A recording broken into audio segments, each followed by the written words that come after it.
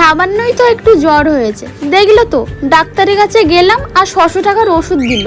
ওই জন্যই টুকটাক শরীর খারাপ হলে আমার ডাক্তারের কাছে যেতেই ইচ্ছা করে না। টাকা নিয়ে যে দেখছি আমার বইয়ের অনেক চিন্তা, তোমায় অত টাকা নিয়ে ভাবতে হবে না। আমি চাই তুমি তাড়াতাড়ি সুস্থ হয়ে ওঠো। তবুও এতগুলো টাকা ইনকাম করতে তোমার কষ্ট হয় না বুঝি? কষ্ট তো হয়, তা বলে তোমাকে শরীর খারাপ অবস্থায় বিছানায় ফেলে রেখে নিজের টাকা বাঁচাবো? ডাক্তার তো রাত্রে তোমায় ভাত খেতে বারণ করেছে। এই বিস্কুটগুলো শেষ করবে, তারপরে ওষুধ খাবে। এই নাও। আমার খেতে একদম ভালো লাগছে না, আমি খাবো না গো। বাচ্চাদের মতো একদম জেদ করো না। ঠিকভাবে খাওয়া দাওয়া না করলে তুমি তো আরো অসুস্থ হয়ে পড়বে। বলো।